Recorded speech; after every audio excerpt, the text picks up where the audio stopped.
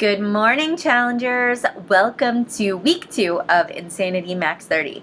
I am so proud of each and every one of you for making it through the first 7 days of the program. It was not easy by any means. I'm sure that this program is challenging you, not just physically, but mentally. You are, seeing that it's hard. It's a struggle to make it through 5 minutes of the workout. It's a struggle for you to eat the containers and stick to your meal plan. It's a struggle to pass up those holiday treats and cheats that you typically were having in those extra glasses of wine. And, all around you are just temptations. And you have this goal that you set for yourself, to finish this 60 days of Max 30 and to be a success story. And I know that that's what you really, really want. And for the first 7 days, you literally ran on adrenaline. So you were doing the workouts and you were maxing out and you were pushing through the muscle soreness. And even if you didn't feel well, you were still getting up and doing the workouts and you were just working so hard. And I could see all that effort you put out. And some of you've lost like 4 and 5 pounds in your first week.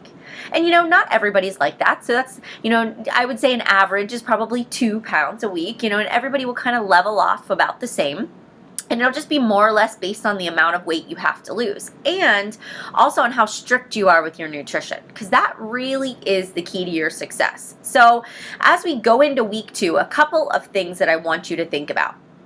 I find week 2 tends to be the hardest week because you're done with the adrenaline. It's like, okay, I know what's coming. I know what Monday's workout's going to be like, and I know it's hard, and I know I'm going to sweat. And so you have to mentally get inside of your own head and say, I'm going to push myself. I have 6 minutes and 30 seconds on this sheet, and today I'm going to do 6 minutes and 40 seconds on this sheet, right? So you're trying to beat last week's time.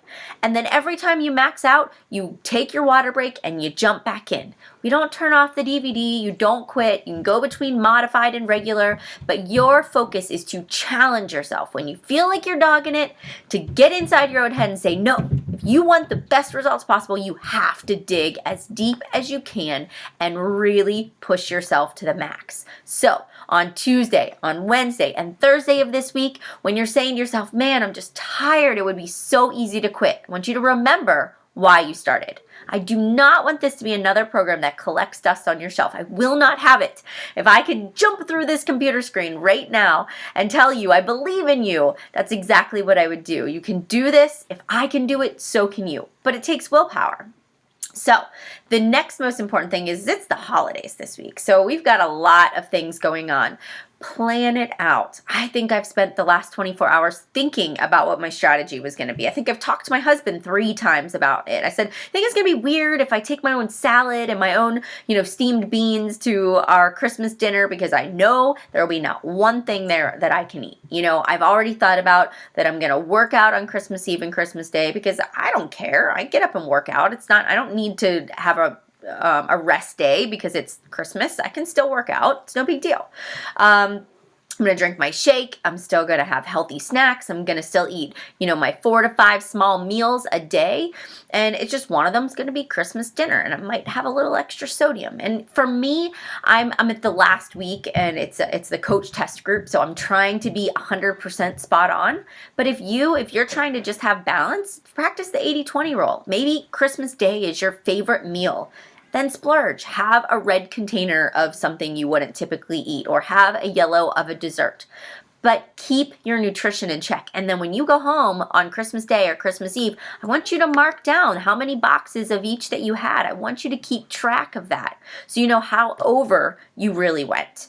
And it helps you in your mind say, I'm going to pass up this so that I can have this later. All right, so nutrition ends up being 80% of your results when it comes to being successful with this program. You can't out-eat a bad diet. So if you found that at the end of week 1 you stepped on the scale and you really didn't make any progress, that's where I want you to go first. We're always so quick to blame the workouts that they don't work, and we're so easy to quit. But I want you to go back and actually look at your nutrition and analyze yourself. Give yourself a grade. How good were you really? Maybe there were that extra cookie or that extra glass of wine or the extra yellow containers that you didn't realize actually undid all of the calories that you had burned off throughout the week. So that's where I want you to go. And then I really want you to set your goal for week 2. What is it that you're going to achieve? What is it that you really want to walk away at the end of week 2 being able to say that you accomplished? All right, guys, I believe in you. I know that you can do this. Let's finish week 2 strong. Let's have a great Monday. Don't forget to post your sweaty selfie in the group. Have a great